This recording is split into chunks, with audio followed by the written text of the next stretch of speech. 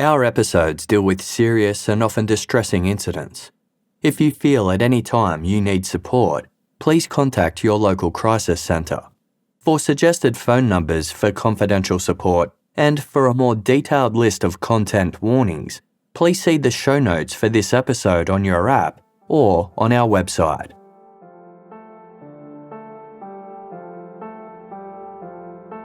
At around 2 a.m. on Tuesday, March 19, 1985, 32-year-old David Brown got out of bed, put on some clothes, and then headed outside to his Honda Prelude, which was parked in the driveway.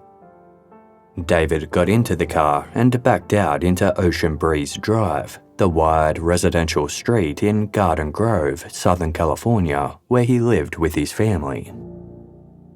The mood at the Brown residence had been somewhat tense that evening. David's parents had come over to have dinner with David and his 23-year-old wife, Linda. David and Linda had argued about how best to parent their 8-month-old daughter, Ashley, not her real name, as she had been crying a lot lately. David didn't think this was normal, and he wanted Linda to rock Ashley to sleep to prevent her crying at bedtime. Linda wanted Ashley to learn how to self-soothe and said it would be fine to let her cry herself to sleep. This had resulted in a quarrel between the couple. When David asked his parents whether Ashley's crying was normal, they reassured him that it was, and he subsequently apologised to Linda. That hadn't been the only unpleasant aspect of the evening. David had a 14-year-old daughter named Cinnamon from a previous relationship who lived with him and Linda. Lately, Cinnamon had been butting heads with her stepmother, and she'd been in a particularly bad mood that night, squabbling with Linda and being disobedient. Cinnamon was off school that week for spring break and spending more time at home, which only heightened the tense atmosphere. To make matters even more difficult, Linda's 17-year-old sister, Patty Bailey, had also moved in with the young family. Their 3-bedroom ranch-style house didn't feel big enough to accommodate all the issues related to having a small infant and 2 teenagers living in the same space. David, a successful man with his own computer business, was having trouble sleeping and decided to go for a late-night drive. First, he headed to a convenience store for a snack. He bought a single-serve apple pie and a Dr. Pepper soft drink, as well as 4 comic books. David then headed back to the highway and drove aimlessly for a while.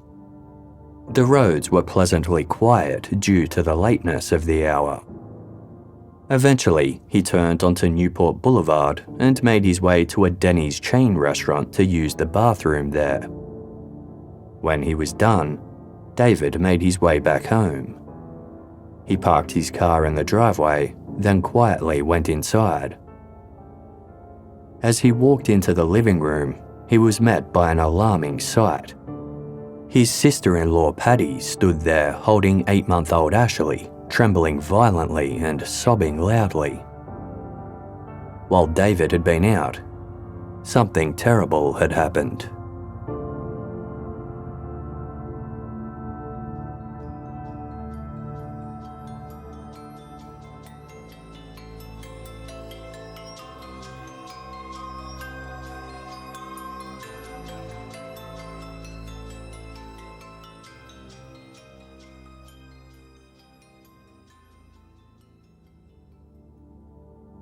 At 3:25 a.m, a call came through to a 911 dispatcher at the Garden Grove Police Department.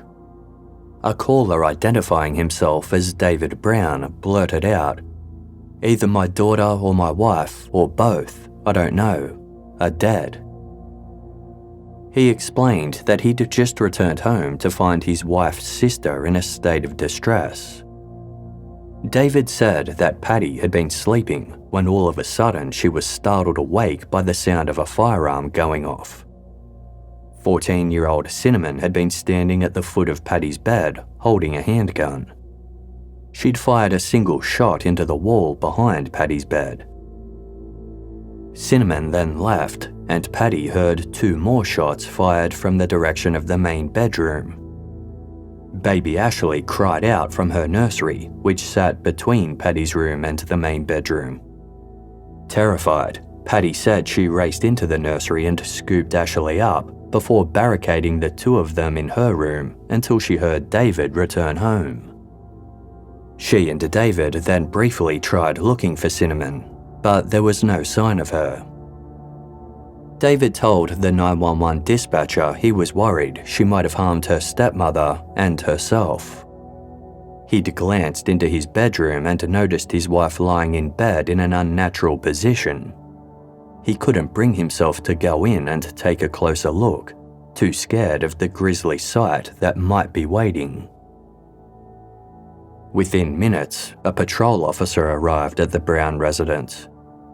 Ocean Breeze Drive was a pleasant, well-kept street in a nice part of town, home to professionals, middle-aged couples, and young families. It was the last place anyone would expect a murder. The officer was met at the front door by David, who was visibly distraught. "I'm afraid to go in there and look, officer," he said in a shaky voice. The officer headed through the living room and den towards the main bedroom. Its door was closed, so the officer pushed it open, shining his torch into the dark space ahead. Its beam landed on the bed, casting light across Linda Brown, who was lying on her back. Her lower half was covered by a blue blanket, but her torso was visible. Both her t-shirt and the sheets beneath her were soaked with blood. Her right arm was extended, while her left hand was holding her left ear. Lying on the gold shag carpet next to the bed was a Smith & Wesson .38 caliber snub-nosed revolver. From the doorway, the police officer could hear Linda gurgling. She was still alive.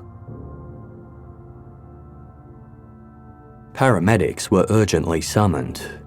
They found that Linda still had a pulse, though it was weak. She also drew a short, shallow breath.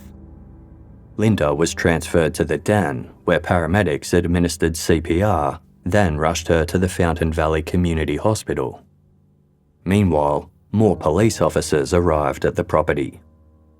Some began to secure the crime scene, while others inspected the house. Overall, the place was a mess.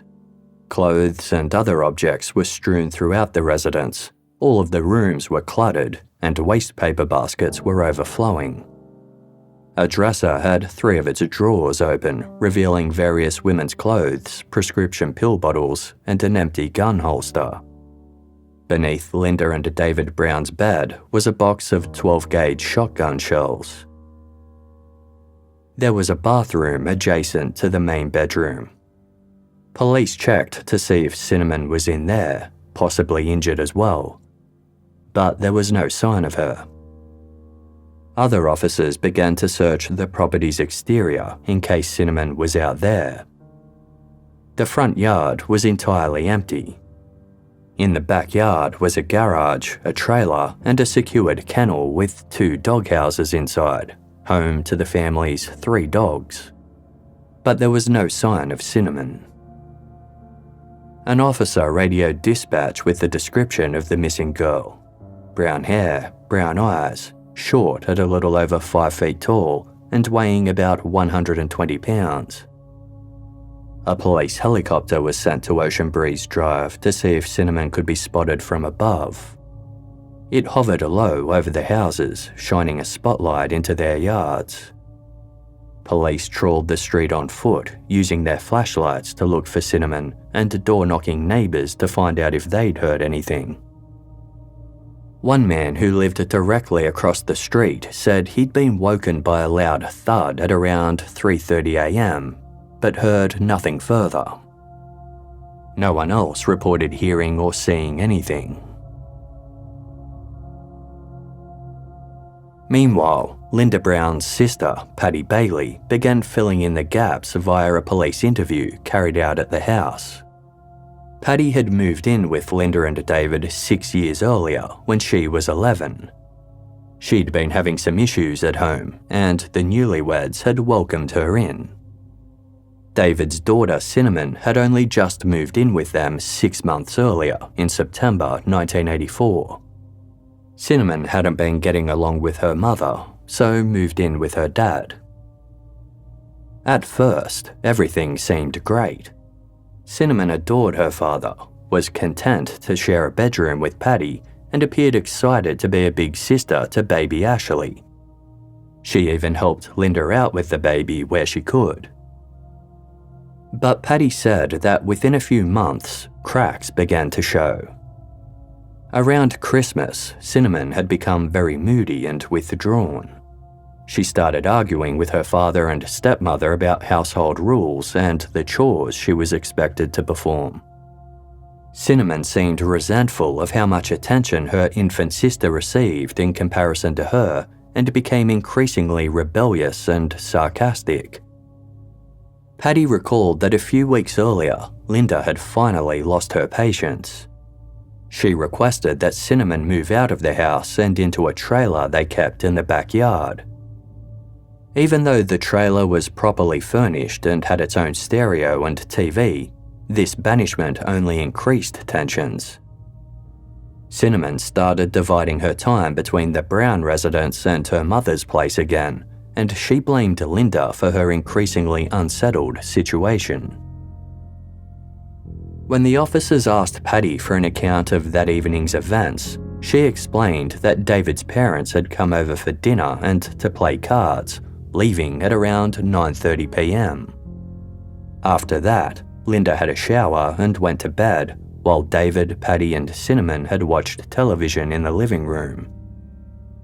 At one point, Linda got up for a drink and saw Cinnamon still up and sitting on the couch.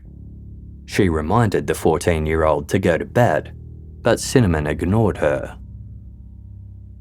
At about 11 p.m, David went to bed, and Paddy and Cinnamon went to Paddy's room, where there was a trundle bed that Cinnamon often slept on. As Paddy got ready to go to sleep, she couldn't shake the feeling that something was wrong with Cinnamon. Paddy didn't know what it was, but she could sense that Cinnamon wanted to tell her something. Paddy offered to stay up a bit longer and watch MTV, an offer Cinnamon accepted. As they sat together in front of the television, Paddy said she tried to encourage Cinnamon to open up, to no avail. Eventually, Paddy decided to go to bed. A few minutes after she went to her room, Cinnamon followed. She asked Paddy to explain something to her before going to sleep. Cinnamon then revealed she was carrying a small handgun and asked, "How do you work this?" Paddy asked why. "Just in case," Cinnamon replied. When Paddy asked, "In case of what?" Cinnamon stated, "In case someone breaks in." Paddy tried to reassure the girl that their home's alarm system would prevent intruders, but Cinnamon was adamant that she wanted to know what to do in case of an emergency. Paddy eventually told her, "I'm not positive, I've just seen this on TV. You just cock it back and pull the trigger." Cinnamon thanked Paddy and left, then Paddy went to sleep. The next thing she knew, she was being woken up by Cinnamon firing a single shot into the wall of her bedroom.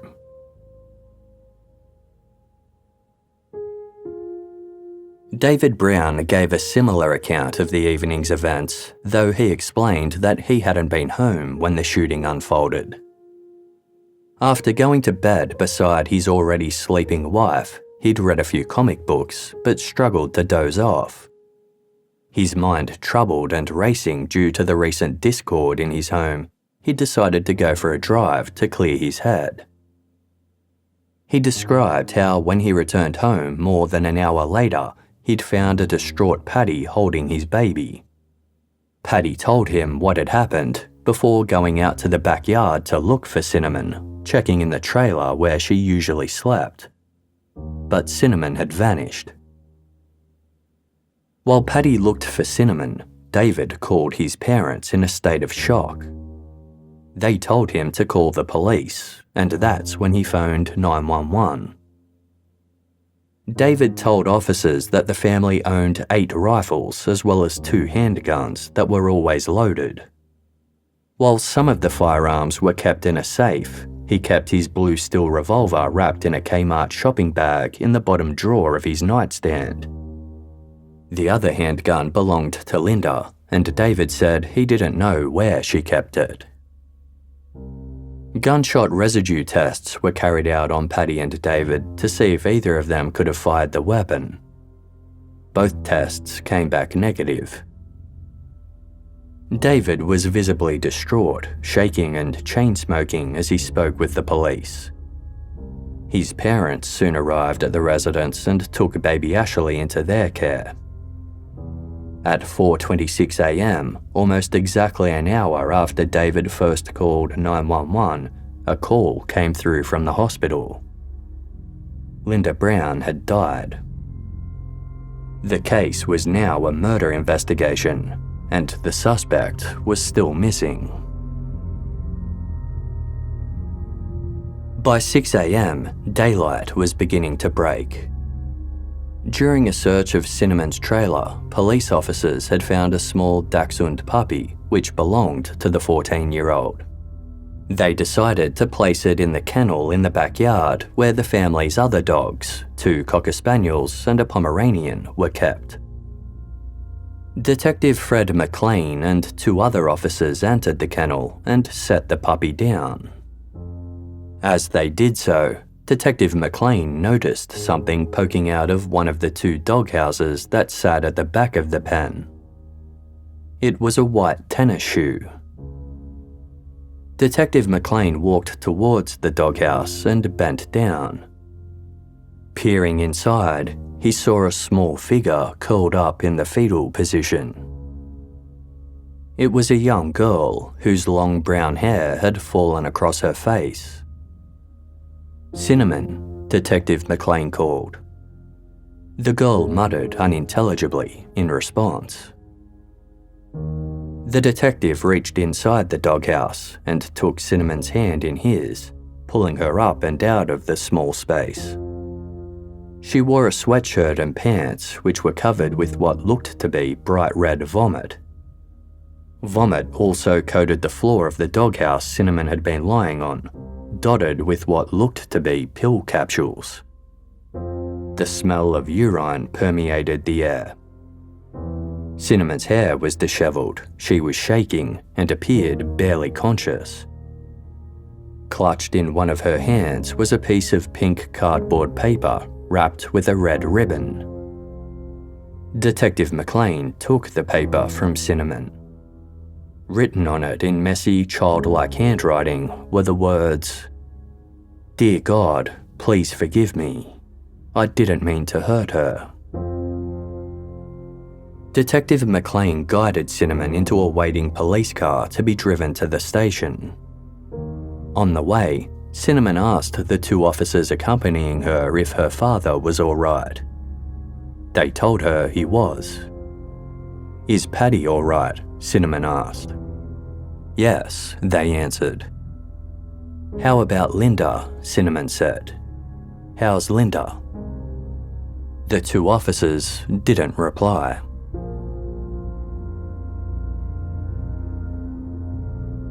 When they reached the police station, Cinnamon was photographed, underwent a gunshot residue test, and was checked by paramedics. Still as groggy as she'd appeared at home, Cinnamon drifted between lucidity and unconsciousness. It appeared that she was either intoxicated or under the influence of a drug. Her blood pressure was low, but she wasn't in any danger and could still answer questions. At 8 a.m, Cinnamon Brown was interviewed by Detective McLean. "Do you know why you're here?" Detective McLean asked. "Because I hurt Linda," Cinnamon replied. "How did you hurt Linda?" he asked. "I shot her," came the response.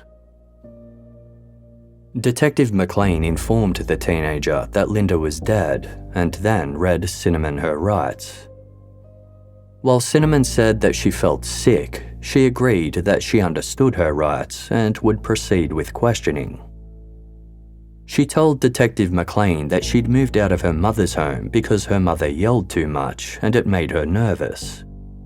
Cinnamon got along well with her father, so she'd thought living with him would be better, but she and Linda soon began to clash. Cinnamon said she disapproved of Linda's parenting, especially her use of a self-soothing method for the baby, which Cinnamon saw as neglectful. She also accused Linda of sometimes hitting her baby, which angered Cinnamon. She said that Linda was tired of her and didn't like her, adding that Linda had said she no longer wanted Cinnamon in the house, so she'd moved out to the trailer in the backyard. But that hadn't resolved matters. Cinnamon said that the previous evening she and Linda had had a big fight. She told me that she hated my guts, and I go, "I guess I hate you too," Cinnamon recalled. Detective McLean asked if Linda had said why she hated her. "No," Cinnamon replied. "She wouldn't tell me." Cinnamon believed Linda was jealous of her close bond with David, adding, "I'm my daddy's daughter." Though she struggled at points to answer the questions, Cinnamon managed to continue.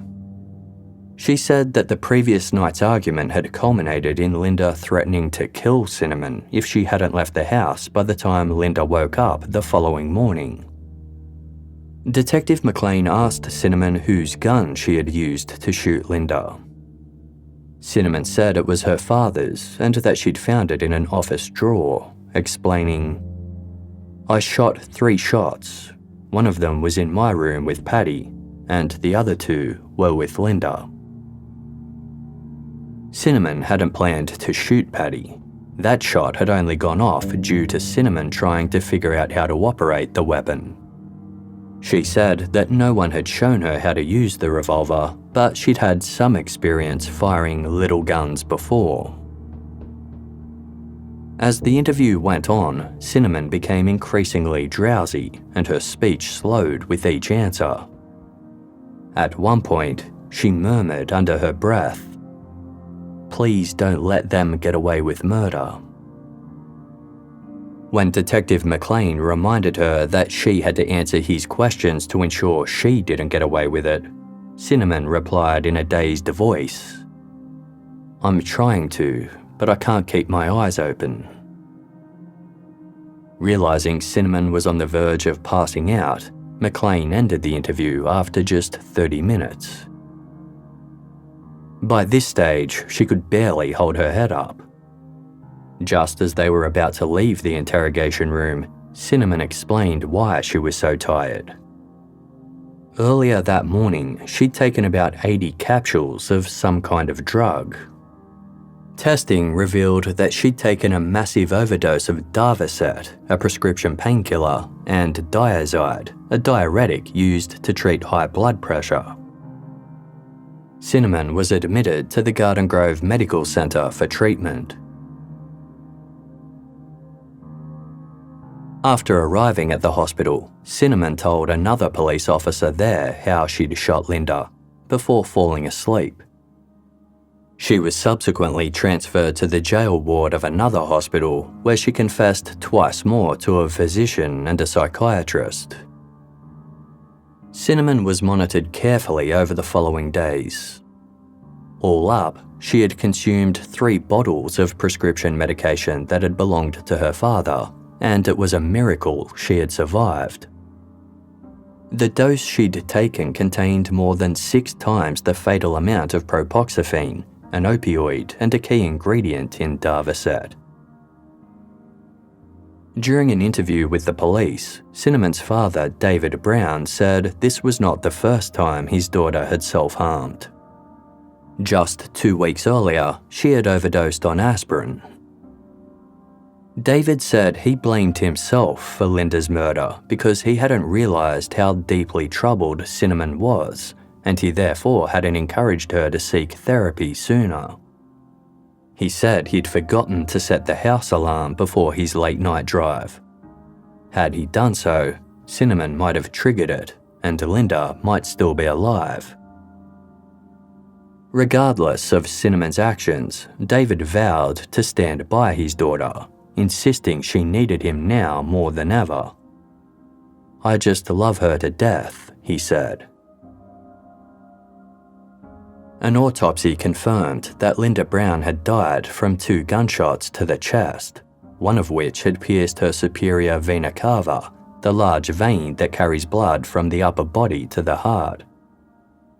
One shot had been made from 12 to 18 inches away, while the other had been closer, at a distance of 3 to 6 inches. 3 days after the murder, a memorial service was held for Linda, with a viewing of her body, which was dressed in a blue lace dress, her head resting on a burgundy-coloured pillow. Mourners approached the casket in turn, each placing a red rose inside as they paid their respects. Linda was subsequently cremated, and her ashes were interred in the base of a fountain at Pacific View Memorial Park. A plaque was added that read, "Your love, kindness, caring and beauty will shine forever.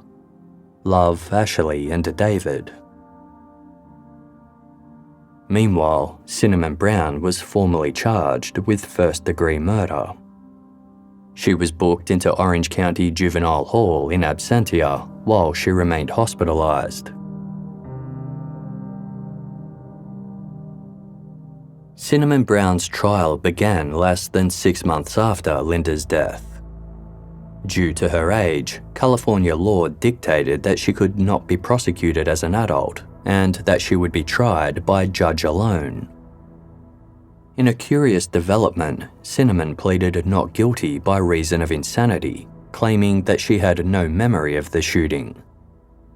A psychiatrist testifying on her behalf stated that she was suffering from psychogenic amnesia, dissociative disorder, and recurrent depression, which prevented her from recalling any details of the crime.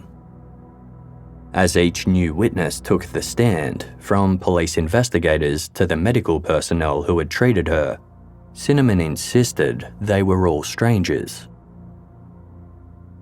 The prosecution completely rejected the insanity plea, arguing that Linda's death was a cold-blooded murder carried out by a, quote, depressed and angry girl who had carefully planned the crime. Their most damning evidence came from the testimony of their first witness, Patty Bailey. Cinnamon appeared stunned, confused, and somewhat betrayed as Patty took the stand. Patty detailed Cinnamon's behaviour leading up to the murder, including her moodiness, depression, and suicidal thoughts. She described how Cinnamon's misunderstandings with Linda escalated into full-blown arguments so intense that Patty would have to leave the room. She also recounted her memories of the night of the shooting, including how Cinnamon had shown her the revolver and asked her how to use it.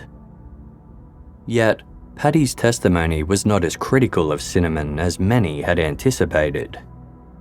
She stated that she had never heard Cinnamon say she hated Linda, and she had even seen the pair hug on occasion. Patty defended Cinnamon against claims of drug use and refused to state definitively that she was the figure she'd seen standing over her bed after the first gunshot, or the one she later glimpsed slipping out the back door.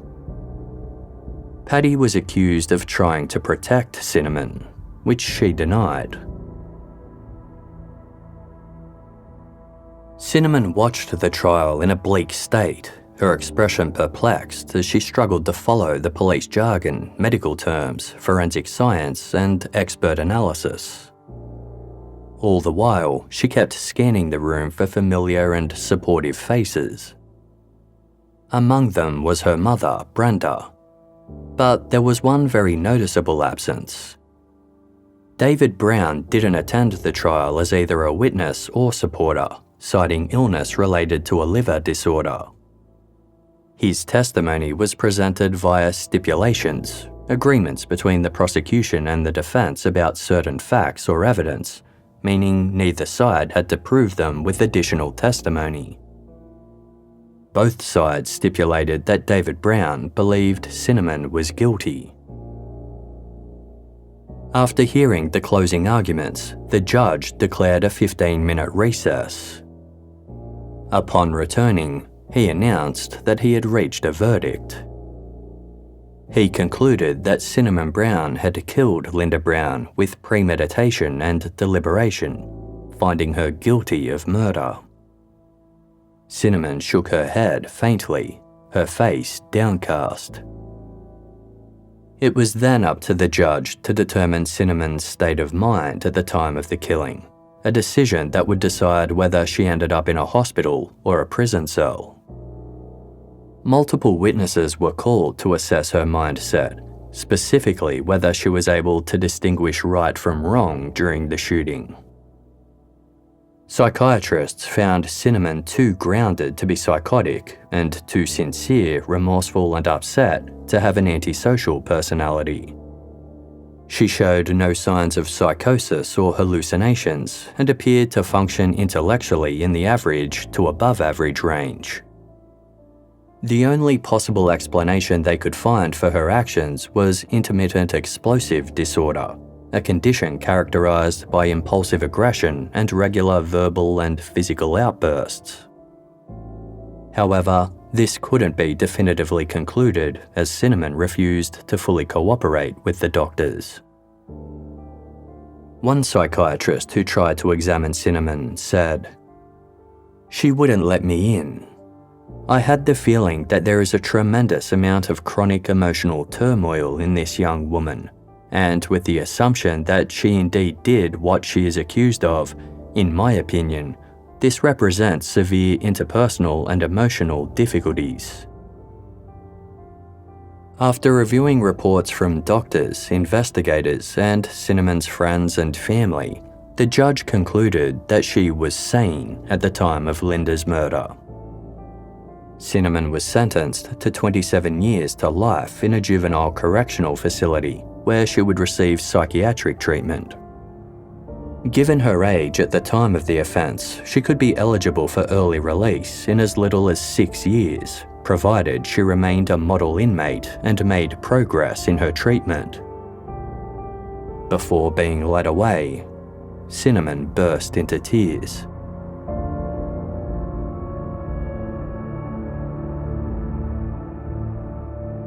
Following her trial, Cinnamon Brown settled into life at the California Youth Authority prison in Ventura, about 2 hours' drive north of where she'd lived with her family.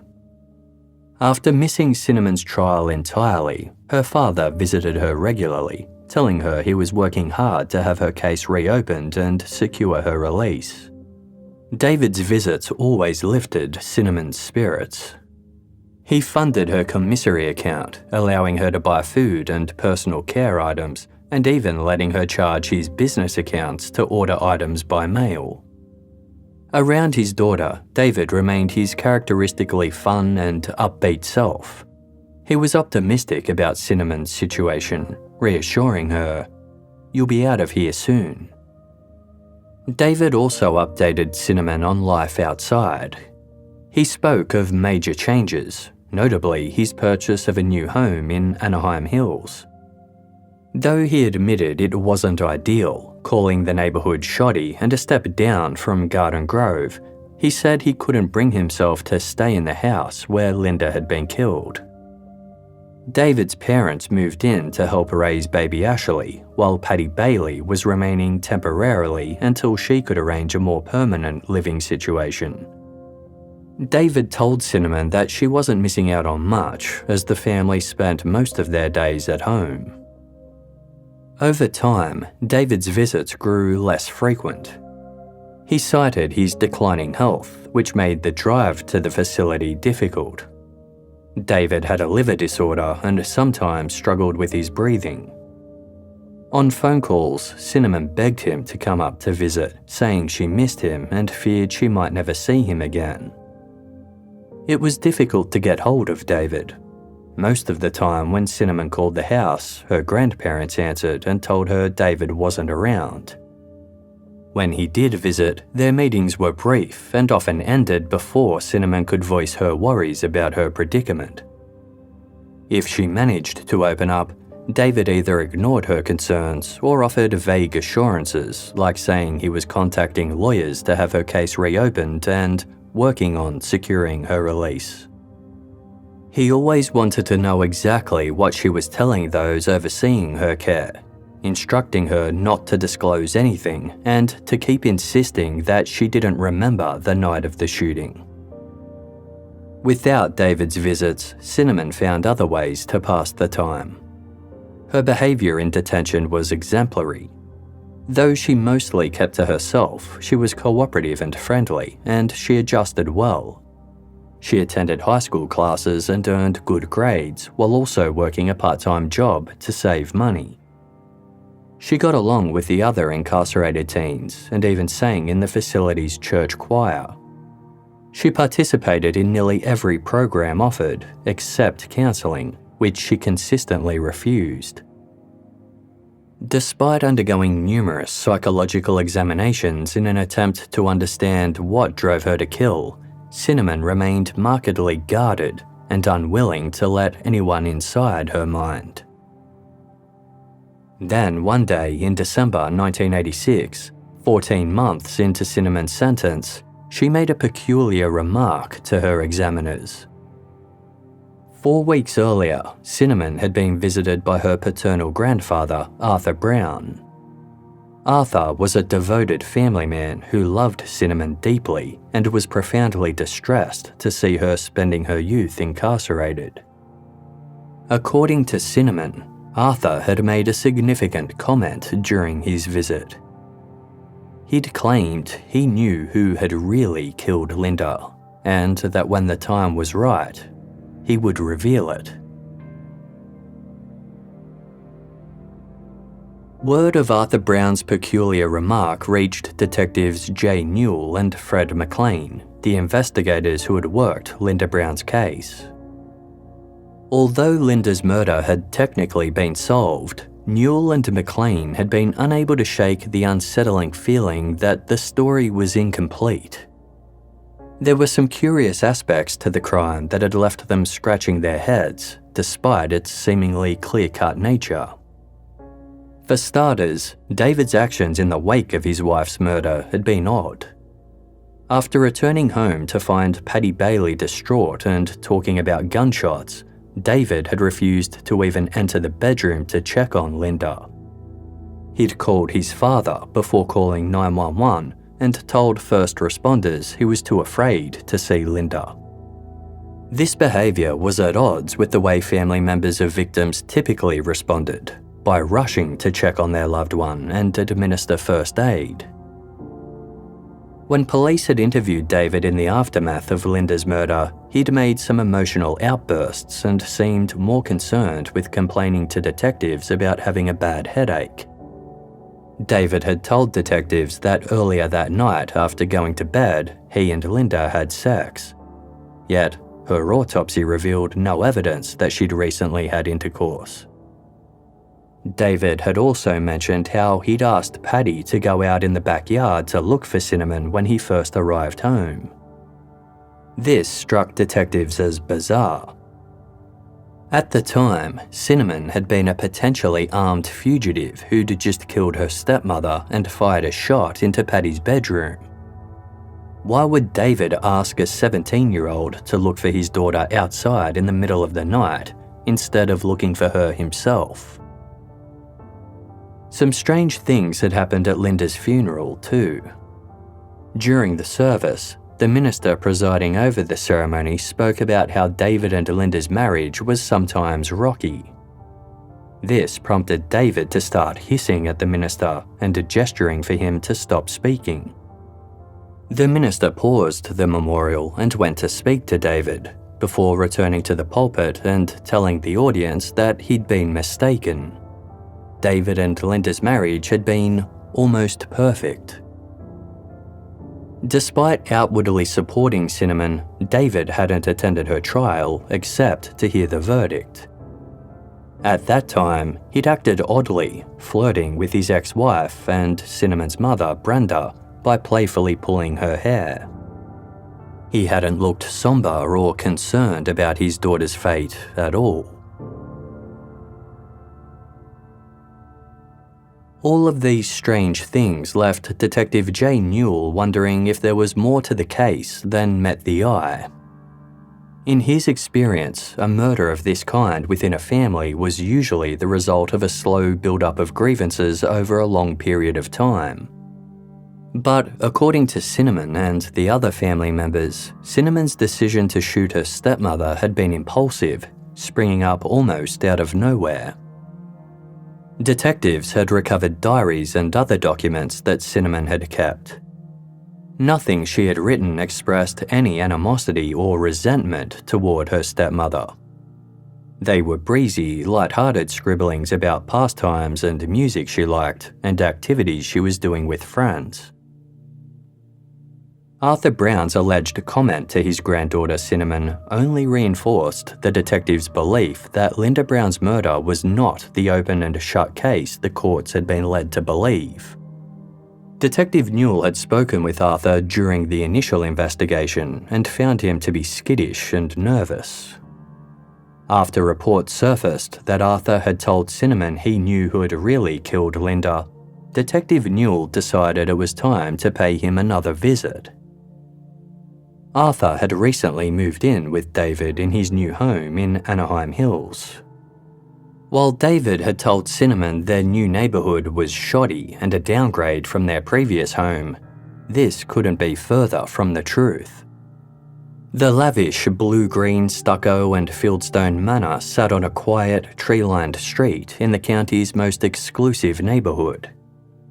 It featured a large manicured lawn, a triple garage, a balcony with picturesque views, and a swimming pool with a hot tub. It was a massive upgrade from David's modest bungalow in Garden Grove. Detective Newell discovered that the Anaheim Hills house had been paid for in cash, thanks to several life insurance payouts that David had received following Linda's murder.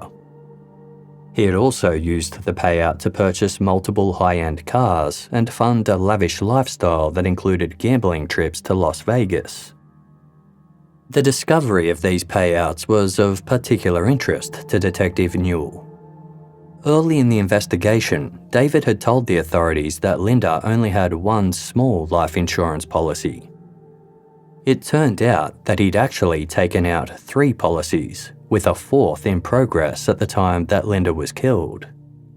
In total, he'd collected more than $842,000 from his wife's death, the equivalent of more than $2.5 million in today's money. Detective Newell discreetly watched the property, scanning for any sign of Arthur, and more importantly, for David. He suspected the only way he could get Arthur to open up was to speak to him privately, away from the prying ears of his son. When Newell spotted Arthur in the yard and saw that David's car wasn't in the driveway, he seized the opportunity. Arthur was immediately wary of the detective's unexpected presence, though agreed to speak briefly. Newell explained that Cinnamon had been upset by something Arthur had recently told her.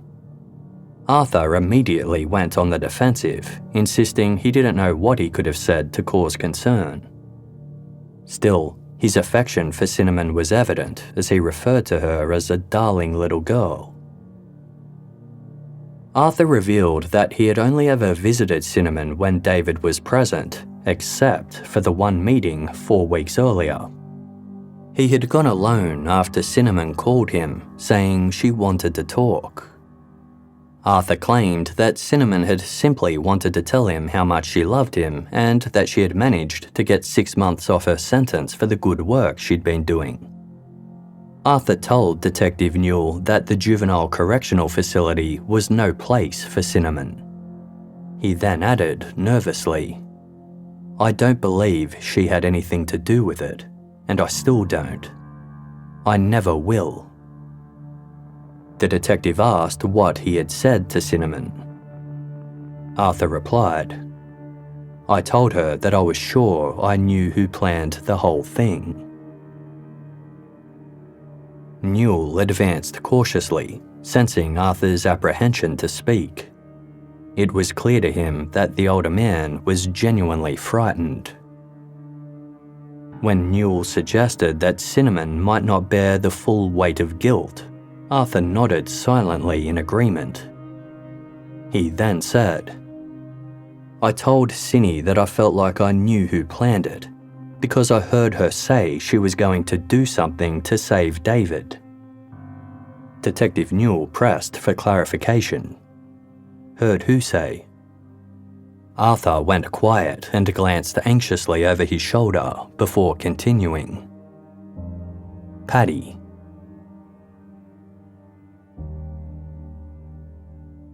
Arthur claimed that 2 weeks before Linda's murder, he had been driving to a picnic with Linda, David, and Linda's sister, Paddy Bailey. During the drive, Linda got out of the car to use the bathroom.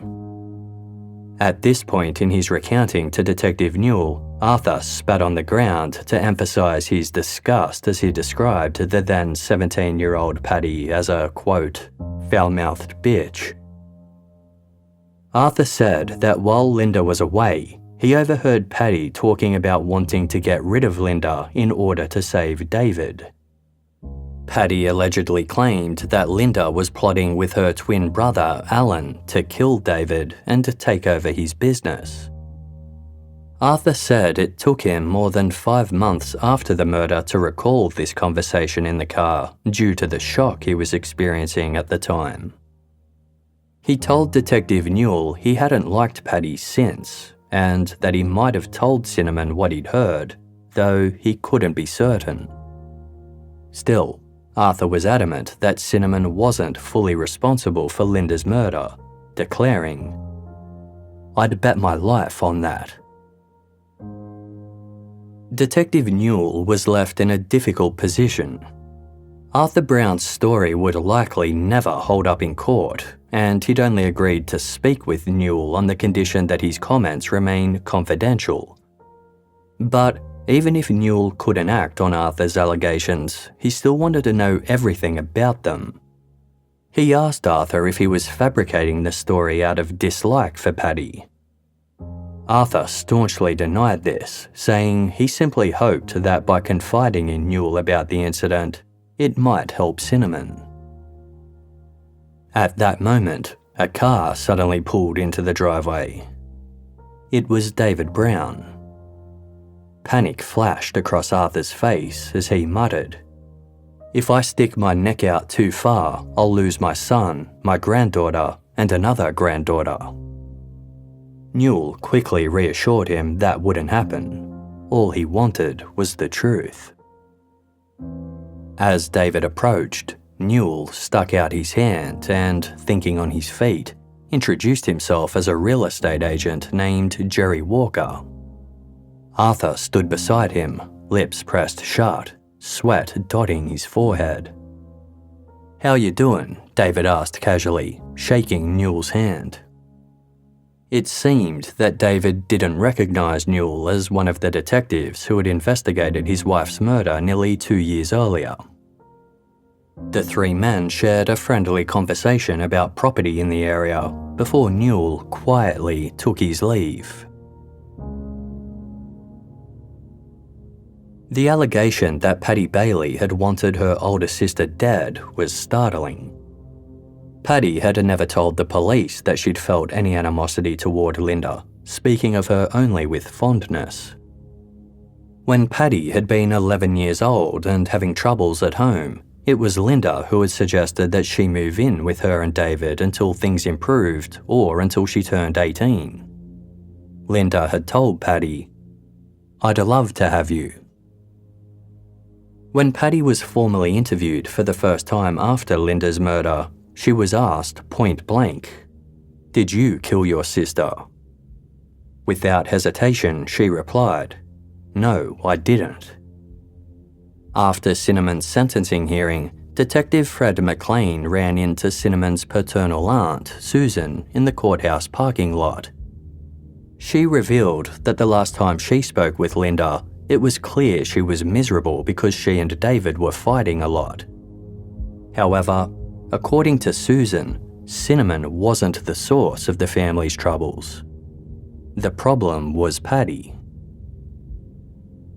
Susan explained that Cinnamon's move into the trailer wasn't punishment to appease Linda, but done because Paddy didn't want to share her room. Despite Paddy's claims, Susan said her relationship with Cinnamon was distant at best. Paddy had little sense of humour and became irritated whenever Cinnamon was having fun. Linda had also noticed Paddy's smug expression whenever Cinnamon was in trouble. In the end, Paddy got what she wanted and Cinnamon was sent to live in the trailer. Paddy always got her way with David, Susan told Detective McLean. Linda had allegedly confided in Susan that she felt Paddy was dangerous, admitting she never let Paddy care for her baby alone for fear she might cause harm. Susan told Detective McLean, Linda was very worried about Paddy's behaviour. She said Paddy was acting strange. There was another worrisome observation that Susan had made. Ever since Linda's death, Paddy and David had become inseparable. Susan's revelations highlighted a major challenge for investigators. During their initial inquiry, they had tried to uncover as much as possible about the Brown family, but they'd been hindered by David's fiercely guarded privacy. David was especially protective of his family, a trait he had instilled in Cinnamon, Paddy and Linda. The family spoke little, if at all, about their home life. It wasn't until investigators revisited the case after Cinnamon's conviction that the most troubling stories emerged, and it became clear why they hadn't surfaced earlier. The truth was, David's marriage to Linda hadn't been the almost perfect union that he had described, and their relationship had some problematic origins. The couple had met about a decade earlier when David was in his 20s and Linda was in her early teens. Life hadn't been easy for Linda's family when she was growing up. Her mother, Ethel, had been left to raise her 11 children by herself while struggling with alcohol addiction. Ethel depended on welfare payments for support. The family was close, but dysfunctional at times, and they always struggled to get by. There were also allegations that some of the girls in the family were sexually abused by a relative. The family's luck seemed to shift one day when they met David Brown, a young computer specialist who lived next door to their home in Riverside. David explained that he'd heard about the family's dire financial situation and thought he might be able to help. David was extremely ill with cancer, and doctors had only given him 6 months to live. He could no longer perform basic household chores and wondered if the Bailey girls that he'd seen walking to and from school would be able to help. David was happy to pay them in exchange for the housework. Ethel Bailey agreed, later saying, "How do you say no to a dying man?"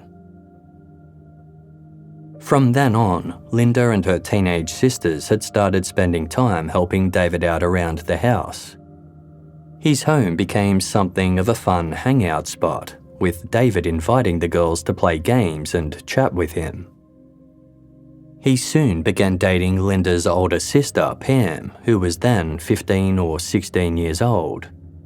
The relationship didn't last long, and David turned his attention to Linda, who was even younger at 14. The two soon became a couple.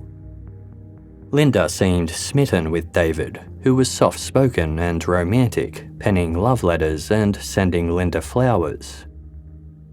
Despite the fact that he was a divorced adult with a young child, Ethel Bailey wasn't concerned by David's interest in either Pam or Linda.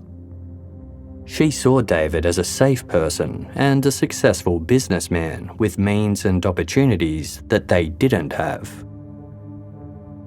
As the months continued to pass, David shared some good news with the Bailey family.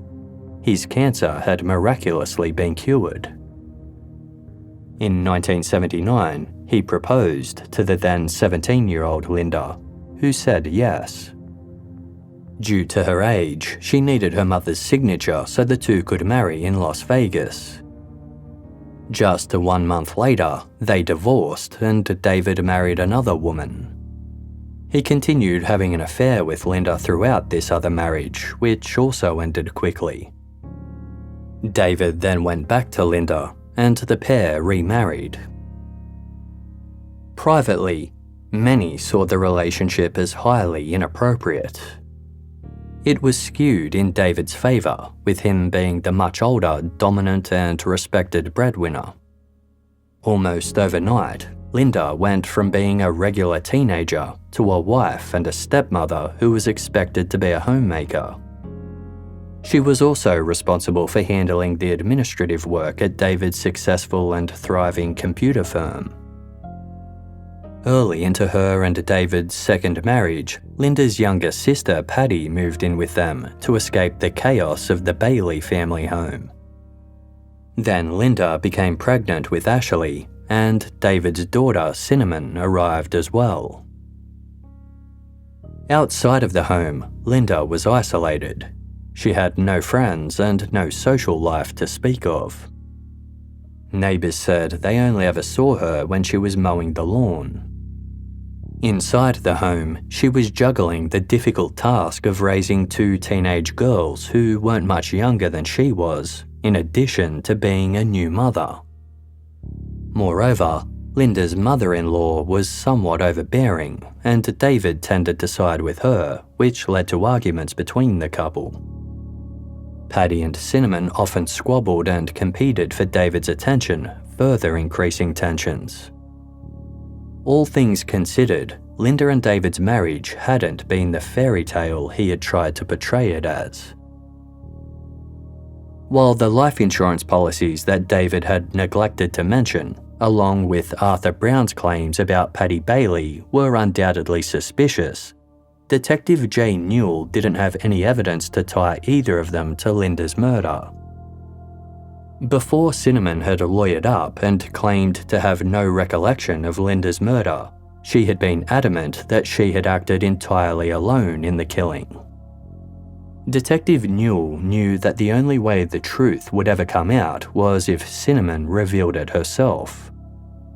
Because she was still underage, the detective was not permitted to approach her for a conversation without permission from her guardian, David Brown. Instead, Detective Newell bided his time. For 3 years, he kept track of David Brown's business and personal affairs, while also monitoring Cinnamon's activities at the youth prison. As soon as she turned 18, he planned to tell her everything he'd discovered.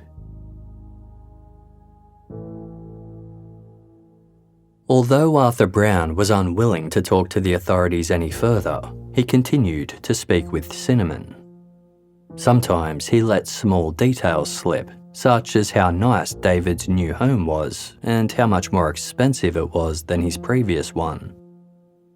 Arthur also mentioned that Patty Bailey was still living with David.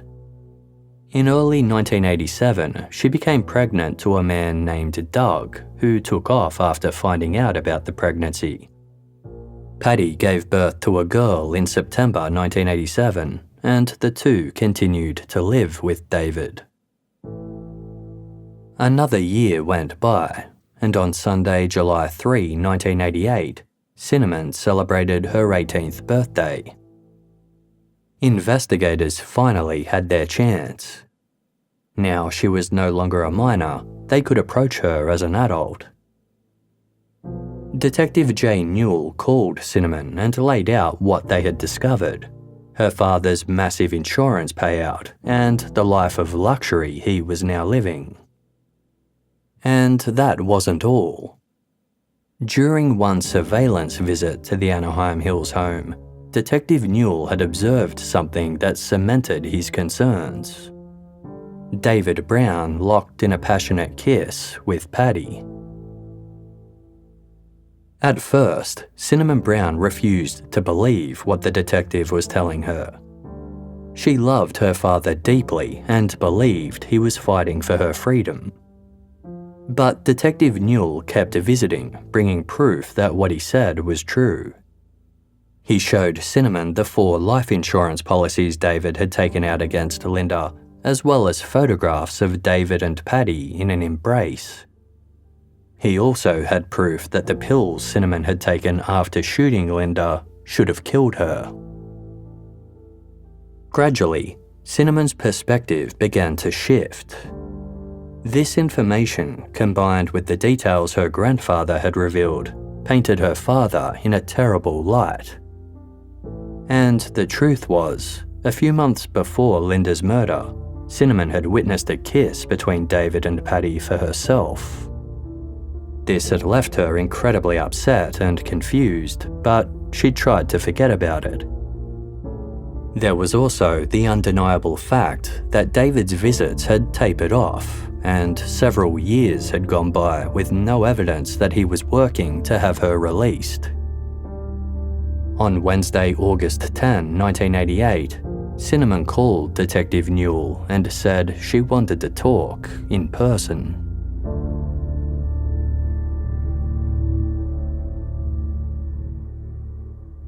Cinnamon was the only child of David Brown and his first wife, Brenda.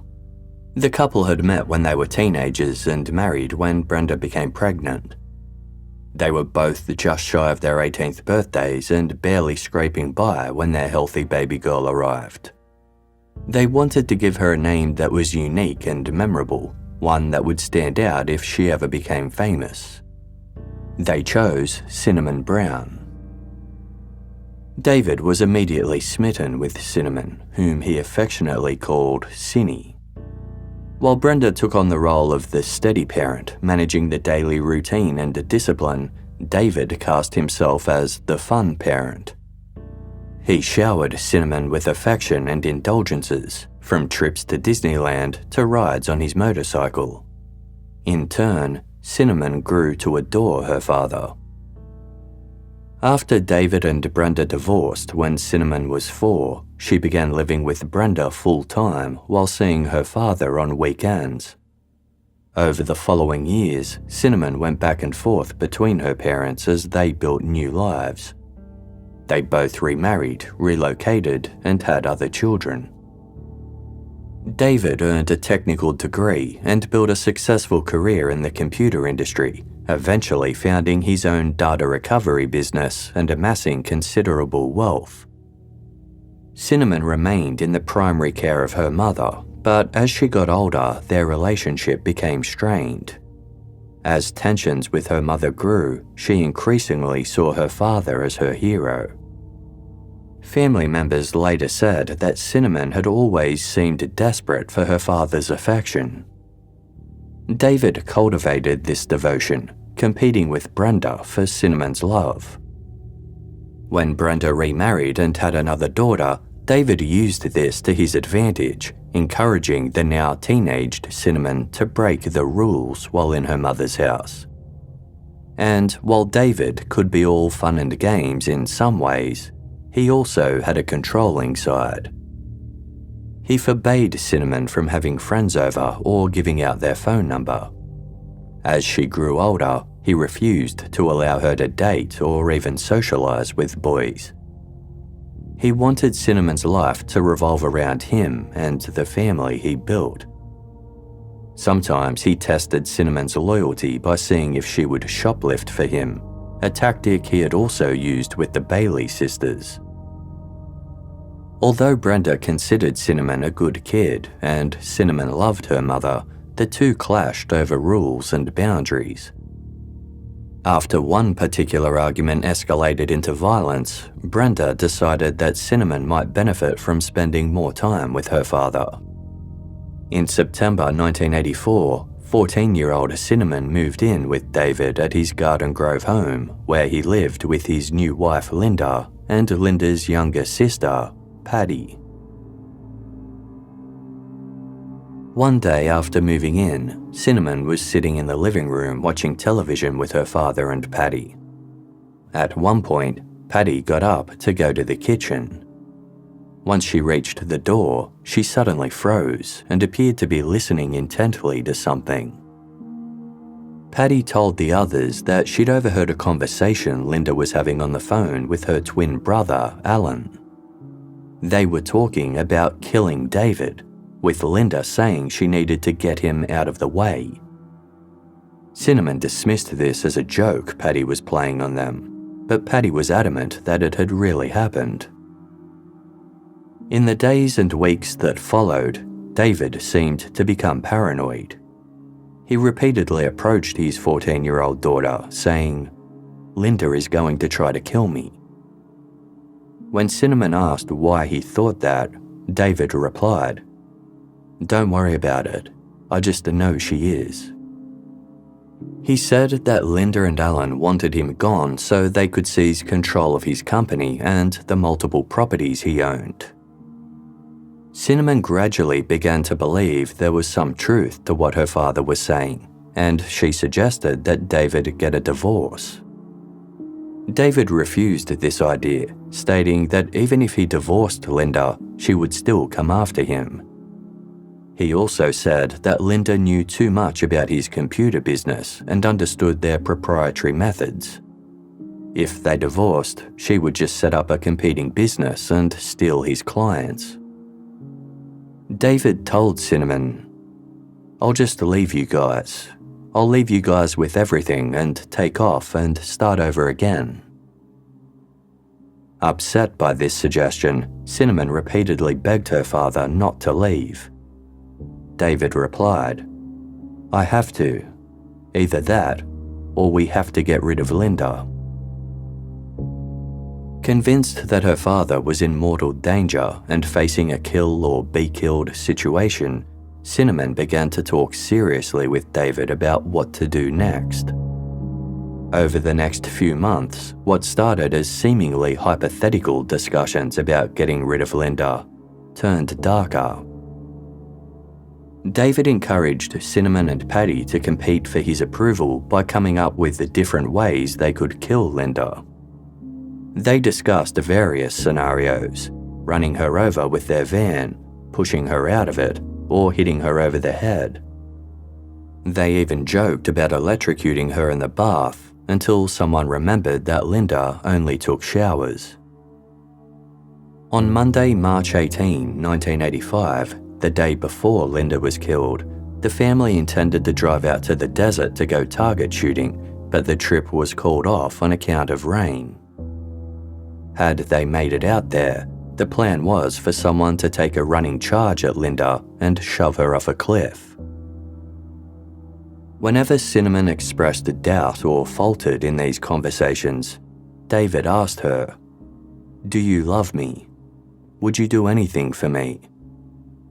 Other times, he talked wistfully about how he was thinking of leaving. The prospect of her father abandoning her was always enough to bring Cinnamon back to the plan.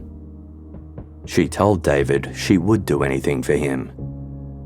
There was only one way to prove just how much she loved him. She had to kill his wife.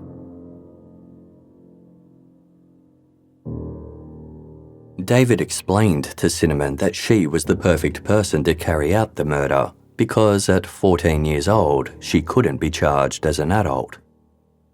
He insisted that if she staged a suicide attempt afterwards, the juvenile justice system would simply send her to a psychiatrist for evaluation before releasing her home. He had Cinnamon practice writing a suicide note. On the evening of Monday, March 18, David invited his parents over for dinner. After the meal, Cinnamon helped Linda with chores while the others played cards and watched TV. When David's parents left, Linda went to take a shower, leaving David alone with the two teenagers. He told Cinnamon that she had to kill Linda that night. He explained that the situation had become urgent as Linda was planning on killing him any day. Cinnamon began to cry as she grappled with the idea. Linda and David soon went to bed. As the house's alarm system had been activated, Cinnamon couldn't go outside to her trailer without setting it off, so she and Paddy both went to Paddy's room. They dozed off, only to be abruptly woken by David, telling them to, get up, we have to do it now." He'd turned the alarm system off so they could move freely through the property, then took Cinnamon to the back of the house where he had prepared a cocktail of pills for her to take. Cinnamon was somewhat concerned by how many there were, 2 or 3 bottles worth. David reassured her it was just enough to make her sick and to make it look like a genuine suicide attempt. Putting her trust in him completely, Cinnamon swallowed them.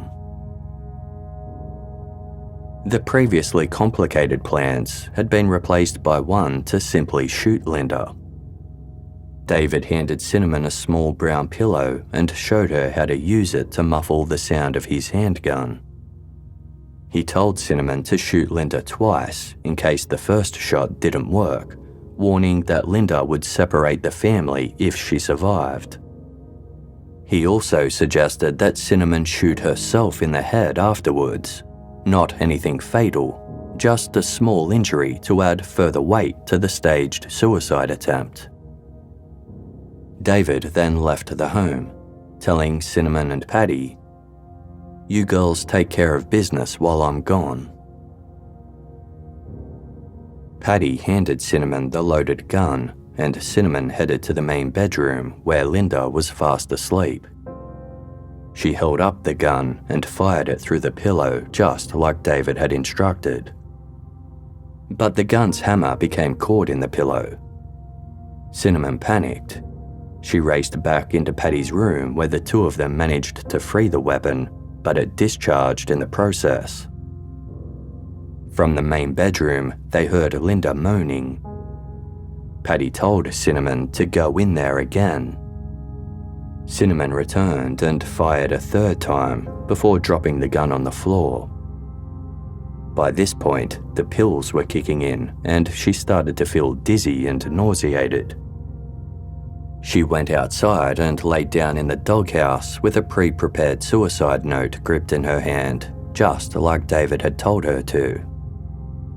She had no idea that the dose of pills he'd prepared was potentially lethal. Only her body's rejection of the drugs through repeated vomiting had saved her life. Detectives Jay Newell and Fred McLean sat horrified as they listened to Cinnamon Brown tell her story. While they had always suspected something more had been at play, the gravity of David's deception and callousness towards his own daughter was staggering. They knew they had to expose David for the manipulative predator that he was. They just had to figure out how. After giving it some thought, they presented Cinnamon with a plan. Cinnamon agreed to help. When David failed to visit her on her 18th birthday, she called him and asked him to come and see her, saying she had something urgent to discuss. David was reluctant, claiming that on top of his many ailments, he was now prone to panic attacks and simply wasn't well enough to make the trip. He pressed her to explain over the phone, but she refused. In the end, he agreed to visit that coming weekend. On Saturday, August 13, 1988, David drove up to the Youth Authority prison in Ventura. The father and daughter headed out to a small yard and sat across from each other at a picnic table beneath a pine tree. Other inmates and visitors milled about nearby, while guards kept a close watch on the scene. The two made small talk for a while before Cinnamon revealed the reason she'd requested the visit. She wanted to tell authorities the truth about Linda's murder. David desperately tried to calm his daughter. When Cinnamon asked, what was the purpose of it all, David offered a scattered, unsubstantiated story about Linda being deep into drugs and owing money to dangerous people. He said that if Cinnamon really wanted to leave prison, Paddy would confess to the crime and take her place instead. At the mention of Paddy's name, Cinnamon asked if David was really the father of Paddy's baby, which was a possibility the detectives had suggested. David evaded the question with awkward jokes before Cinnamon returned to the subject of Linda's murder. David cast all of the blame on Paddy, saying she was the one who'd believed Linda was plotting with her twin brother to kill him, and that murdering Linda had been her idea. Paddy's the one, David said. You and I didn't plan anything. Paddy's the one who heard it. Paddy's the one who did it. Isn't it logical that if Paddy did it, then Paddy should be punished for it? I didn't want it to happen. You should remember that. Cinnamon started crying, saying, But before that you wanted it. No, I didn't, David replied. I wanted to live. He claimed he was now living in fear that Paddy was going to kill him, just like she'd done to Linda. Cinnamon then brought up the pills that David had given her that night. What kind of pills were those? She asked. Those things really had me knocked out. David replied, I have no idea. Cinnamon reminded her father that he had handed her pills to take, but he deflected, stating, Paddy said you didn't take what I mixed because it was too gross. Without denying that he'd provided the drug cocktail, he urged Cinnamon to maintain that she couldn't remember what happened on the night of Linda's murder. David warned, You can't tell the true story because everyone who knew beforehand would be imprisoned. David promised Cinnamon that he would convince Paddy to take the blame so that Cinnamon could be released. But he himself could never go to jail. I can't survive in prison, he whined.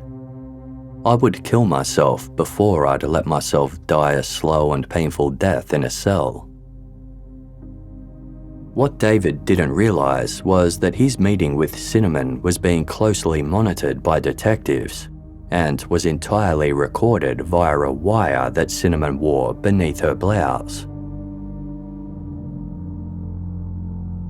While David had made some incriminating comments, the detectives wanted more. 2 weeks later, Cinnamon phoned her father and requested that he and Paddy both visit that day. David agreed, and he and Paddy made the trip to Ventura. This time, it was 2 against 1, as Cinnamon repeatedly asked them about Linda's murder. The pair denied any knowledge of it. Paddy and David also claimed not to remember many of the events Cinnamon described from the night of the crime. Cinnamon asked David why he told her to write a fake suicide note if he didn't want her to harm Linda. David said he had no memory of this, and neither did Paddy. The more David and Paddy tried to manipulate Cinnamon into thinking she was crazy or confused about what had happened, the more she stood firm in her convictions. Finally, towards the end of the visit, Paddy offered to take the blame. She told Cinnamon, If you didn't do it and they've stuck you in here for what you didn't do, the least I can do is the same thing for you. If you're in here for nothing, I'll go back in for nothing, because I love you to death. Although the pair didn't outwardly admit to planning Linda's murder, they did make some incriminating statements. Of particular interest were David's comments about the pills he gave to Cinnamon and his imploring of her to pretend she couldn't remember the night in question. Detectives spoke to Linda's twin brother Alan about the allegations made against him. Alan was surprised by the claim and insisted he had never threatened David's life, not even in jest. He recalled that Cinnamon had once considered him her favourite uncle, but after her personality shifted around Christmas of 1984, she grew to dislike him. He'd had no idea why, and was unaware of just how unstable she had become. On Thursday, September 22, 1988, Detective Jay Newell led a team to David's luxurious Anaheim Hills home and arrested both David and Patty, taking them to the police station for questioning. For 2 hours, David maintained his ignorance about Linda's murder. He denied ever discussing the crime with Patty or Cinnamon and said he never gave his daughter drugs. He also continued to deny having any romantic relationship with Patty. But David's web of lies began to unravel when detectives revealed they had photos of him and Patty in an embrace, as well as recordings of his conversations with Cinnamon at the prison. His demeanour shifted instantly, and he immediately began spinning a new tale. David said he was terrified of Patty, and that he'd always believed she was the one who really killed Linda. He claimed the only reason he told Cinnamon to take the blame was because he was afraid of Patty and her family. While David admitted that Cinnamon and Patty were convinced that Linda and her twin brother were conspiring to kill him, he insisted he never believed the two young women would really kill Linda. Meanwhile, 20-year-old Patty Bailey was being questioned in another room. The investigators laid out the evidence piece by piece, showing her how David had used both her and Cinnamon as pawns. They told her what David was saying in his interview and how he was throwing her under the bus. For the first time, Patty began to see clearly how David had manipulated her for over a decade. David had entered Patty's life when she was just 8 years old, when he lived next door to the Bailey family and ingratiated himself by offering to pay the girls to clean his house. David would have Patty sit on his lap while telling her how pretty and intelligent she was. Given the troubles in the Bailey home, Patty was in a vulnerable position. She had also been sexually abused by a close relative. The positive attention from David made Patty feel special. What started as inappropriate touching by David escalated to sexual abuse. When Patty moved into the Brown household at the age of 11, David had complete access to groom and manipulate her. He convinced her that if she wanted to develop into a woman one day, she needed to perform oral sex on him. He said it was the only way she would grow up and assured her that it was entirely natural. When Patty's chest later started developing, she thought to herself, "Hey, this guy is God." By the time Patty was 15, David started raping her. These assaults happened during drives to school or whenever Linda was out, sleeping, or in the shower. If Patty ever resisted, David told her a million other girls would love to take your place. When she outright refused, David threatened to send her back to her mother's house. He undermined Patty's sense of self by telling her, "No one's gonna like you for you." If she did as he said and behaved the way he told her to, then people would like her. With nothing else to compare his behavior to, the young girl gradually came to believe this was the way things went in every home. David promised Patty he would marry her when she was old enough, despite the fact he was already married to her older sister. He had started planting seeds about killing Linda shortly after Patty had moved in with them. The first instance was when the family was driving home from a shooting expedition in the desert and a gun was laying in Patty's lap. They had stopped at a fast food restaurant and Linda went inside to get a drink. It was then that David said, Wouldn't it be funny if the gun in your lap went off and shot Linda? Paddy assumed he was joking, but over the years he made other similar comments, such as suggesting Paddy shove Linda off a cliff. After Cinnamon moved into the home, David started pitting Linda, Paddy and Cinnamon against each other. He encouraged them to vie for his attention and to turn against one another. While Cinnamon and Paddy had initially shared a room, the real reason that Cinnamon had been forced to move from the house into a trailer wasn't because of Linda. It was so that David could sneak into Paddy's bedroom at night.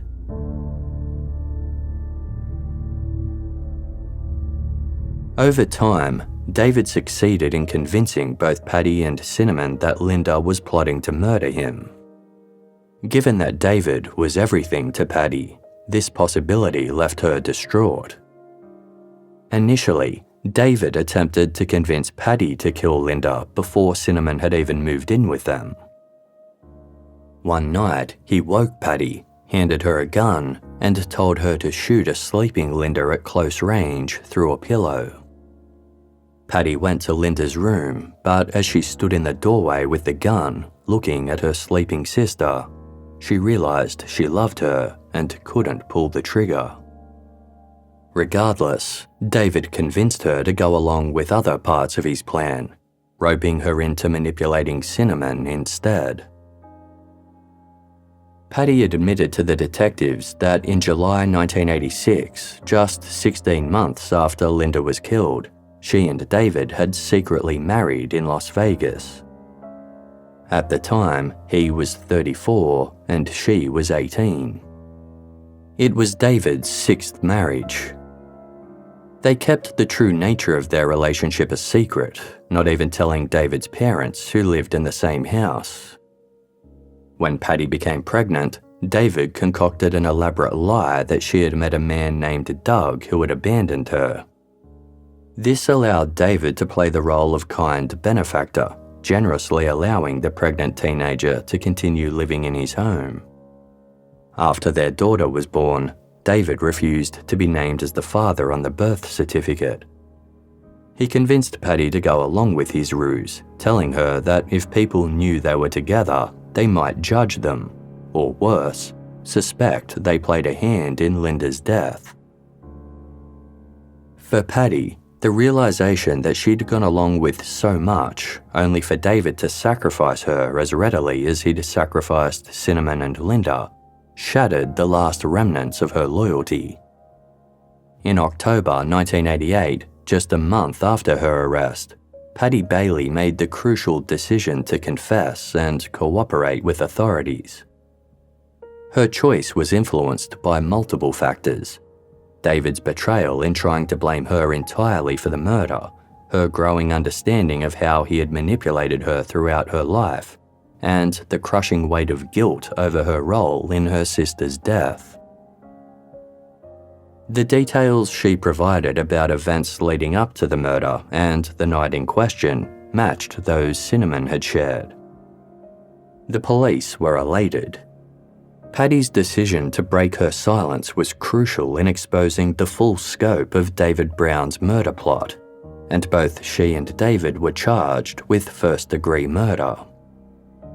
Because Paddy had been a minor when Linda was killed, she would face juvenile court, but David was looking at serving hard time. In January 1989, nearly 4 years after Linda Brown's murder, the preliminary hearing for David Brown began in the Orange County Municipal Court. Not only would the hearing determine whether there was sufficient evidence to proceed to trial, it would also be the first time that both Cinnamon Brown and Paddy Bailey publicly testified against him. Deputy District Attorney Jeffrey Robinson painted a picture of David Brown as a master manipulator who orchestrated his wife's murder to collect her life insurance money. The hard work of Detectives Newell and McLean had revealed that David's reputation as a devoted family man was far from the truth. In reality, he was intimidating, charming, and adept at twisting situations to his advantage. He also used his wealth and status to gain favour. David had told others that he was the black sheep of his family and that he had endured corporal punishment from a young age. As a teenager, he'd developed a fixation on his health and told others that he suffered from numerous ailments. His bedside drawers were full of various medications and vitamins. He spoke of enduring everything from high blood pressure and serious gastrointestinal issues to mental health afflictions and suicidal ideation. Throughout his life, he repeatedly claimed to have terminal cancer, from which he somehow always managed to recover. In addition to Linda and Paddy, David had been married to 3 other women, with his previous partners recounting episodes of controlling behaviour, violent clashes, psychological abuse, sex addiction, and extramarital affairs. Of particular concern was his reported proclivity for underage girls. David sat emotionless as Deputy District Attorney Jeffrey Robinson described how he had twisted the loyalty and love of the young girls in his family to do his bidding. In contrast, David's defence attorney suggested Cinnamon and Paddy were setting David up as a fall guy, attempting to shift blame for their own actions onto an innocent man. Cinnamon Brown was the first witness to take the stand. Now 18, she testified about how her father had convinced her that Linda and her brother were plotting to kill him. He had assured her that because of her age, she would face no real consequences if she was the one who ended Linda's life. She described her desperate need for her father's love and approval and how he had used that need to manipulate her into murder. Paddy Bailey testified despite not being offered immunity and knowing she could face serious consequences. The 20-year-old described how David had sexually abused her since she was 11, grooming her with attention and gifts while isolating her from others. Her testimony corroborated Cinnamon's account of how David had convinced them both that Linda needed to die. She revealed the careful planning that had gone into the murder, David's specific instructions, and how he had orchestrated the cover-up afterward. Despite the defence's attempts to paint Cinnamon and Paddy as unreliable witnesses seeking revenge, the judge found there was more than sufficient probable cause to believe David Brown had masterminded Linda's murder. The judge ordered David bound over for trial. As he was led from the courtroom, David maintained the same emotionless expression he had worn throughout the hearing. While in jail awaiting trial, David Brown met a fellow inmate named Richard Steinhardt. Steinhardt was a former member of an outlaw motorcycle gang who was in custody on a parole violation related to a previous cocaine conviction. The 2 men quickly developed a rapport when David discovered that Steinhardt was a martial arts expert with a long criminal history and ties to the underworld. He was also due to be released shortly. These factors were appealing to David as he was putting together a new plan. Rather than face court for Linda's murder, he had decided to simply eliminate those who were trying to put him behind bars.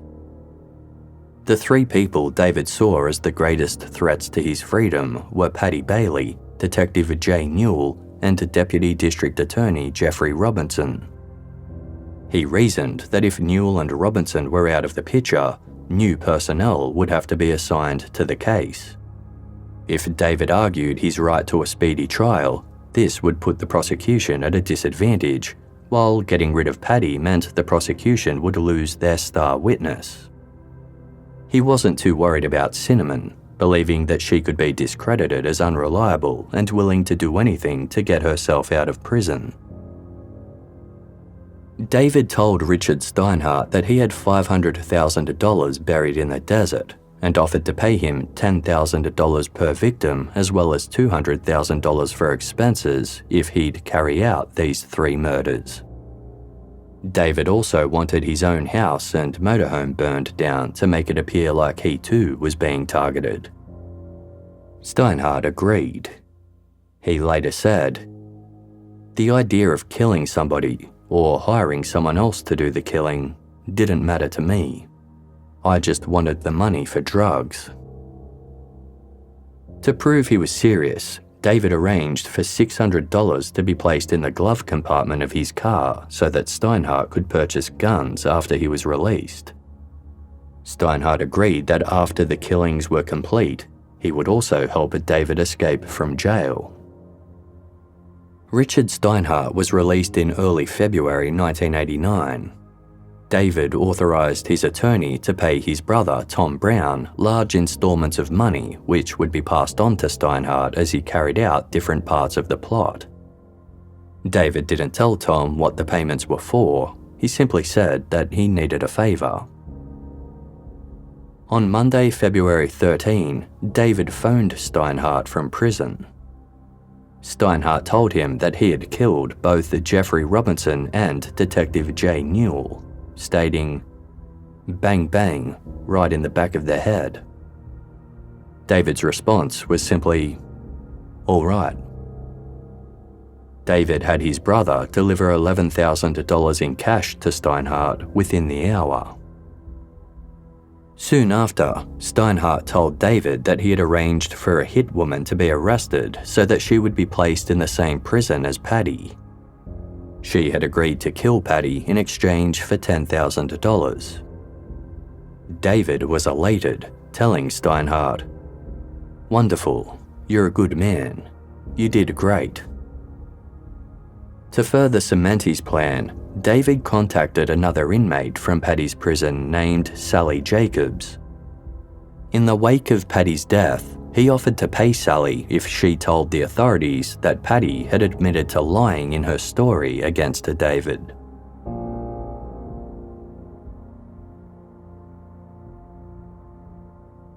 What David didn't know was that one of his earliest conversations with Steinhardt had been overheard by a fellow prisoner who had gone straight to authorities with the details of the plot.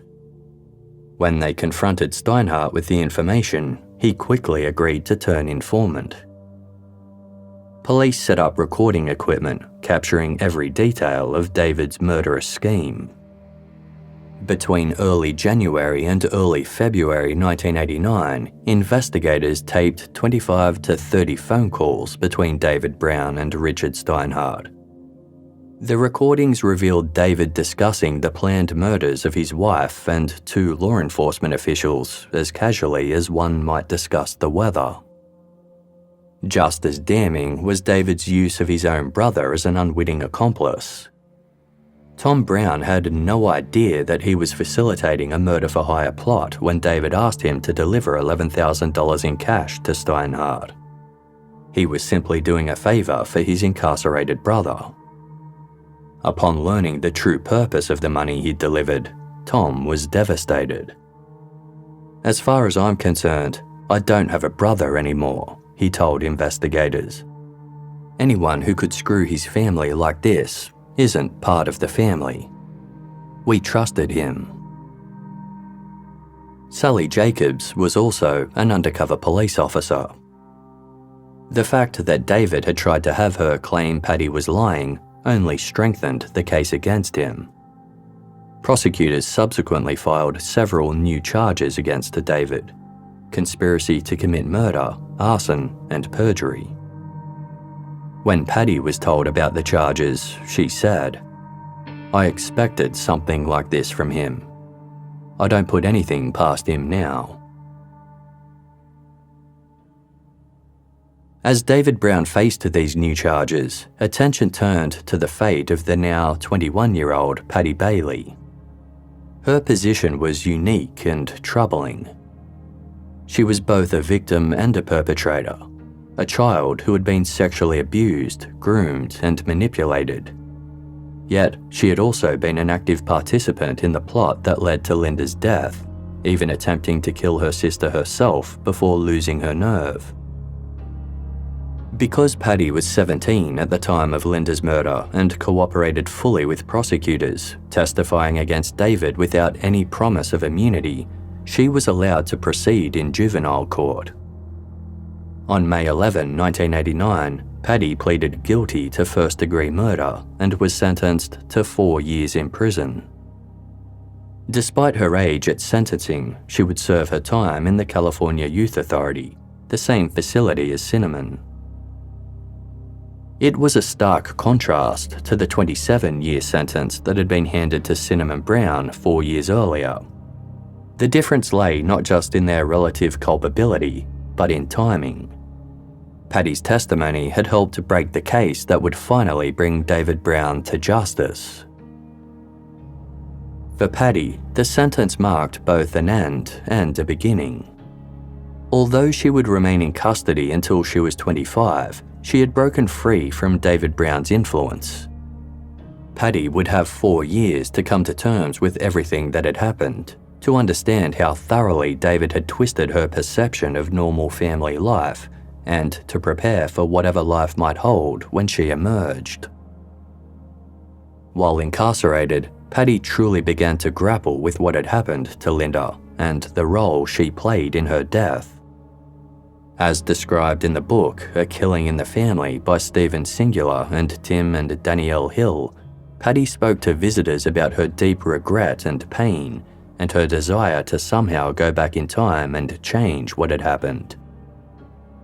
"If I'd have said something, none of this would have happened," she said. "I could have told a teacher at school, or told Linda even before I moved in that David was doing funny things.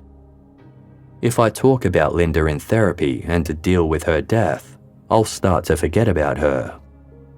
I don't want to do that, so I won't. I just don't want to forget her. I took my sister's life. I'm out here on this pretty day, and she's not." David Brown's trial began in the Orange County Superior Court in spring of 1990. The prosecution's case was built on the recorded conversations between David and Cinnamon, testimony from Cinnamon and Paddy, and recordings and testimony by Richard Steinhardt about David's subsequent attempt to have witnesses killed. They painted a picture of a man driven by greed and control. The defense called very few witnesses, and David didn't testify at all. Throughout the trial, he maintained the same emotionless demeanor that had characterized his behavior since Linda's death. During closing arguments, Deputy District Attorney Jeffrey Robinson heaped scorn on David, calling him a classical sociopathic personality and a poor excuse for a human being. On June 15, 1990, after less than 7 hours of deliberation, the jury returned with their verdict. David Brown was found guilty of first-degree murder with special circumstances for financial gain and conspiracy to commit murder. At his sentencing hearing the following month, the judge told David, "Mr. Brown, you're a scary person. Look what you did to your own children, to your sister-in-law. It's scary to think you can manipulate people and do all this, and not bat an eye." He sentenced David to life in prison without the possibility of parole. Cinnamon and Paddy both heard the verdict while incarcerated at California Youth Authority. After learning of David's fate, they found each other, sat down together, and cried.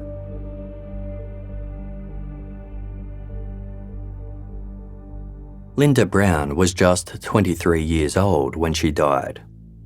The tragedy of her murder rippled through multiple lives. A young woman dead, her infant daughter left without a mother, a 14-year-old girl manipulated into killing her stepmother, and an 11-year-old child groomed and sexually abused before being drawn into her own sister's murder.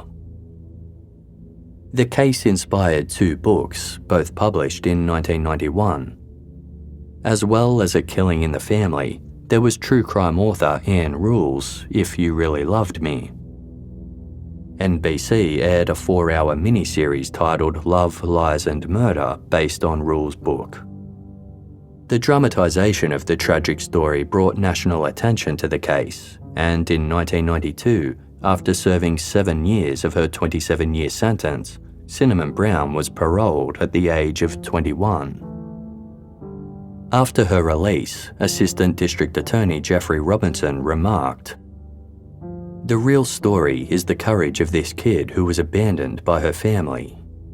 A 14-year-old kid who was completely brainwashed for a number of years by her father, who herself has been the victim of terrible crimes and has now paid her debt to society, maybe even more of a debt than she should have."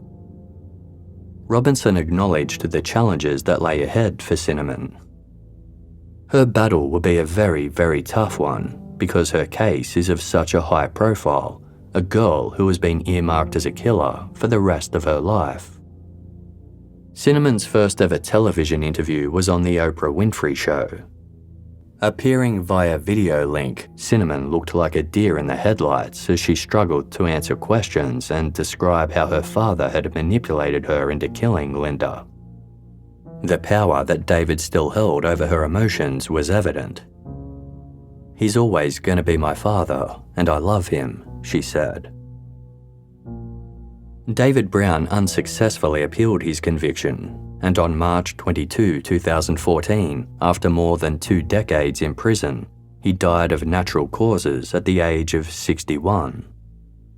He passed away without ever expressing remorse for his crimes.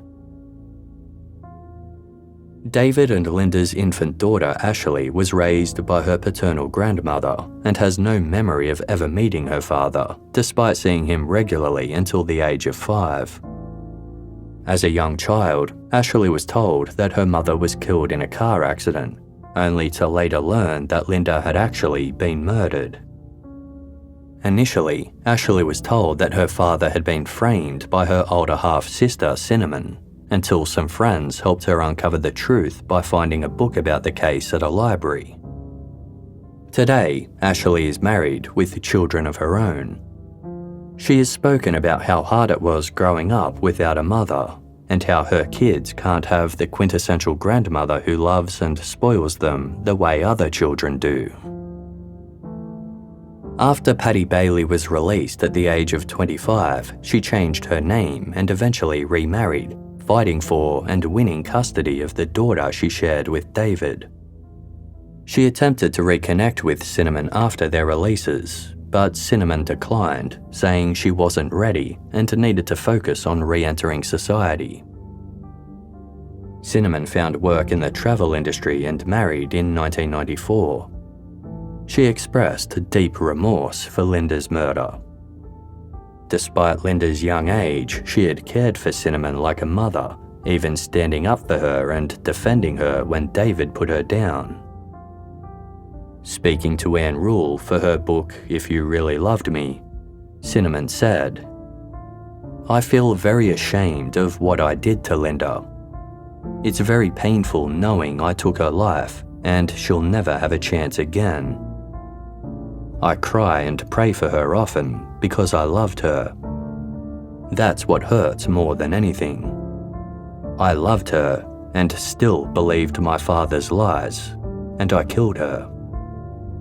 If there was one wish given to me, and it could be anything, I'd wish Linda her life back."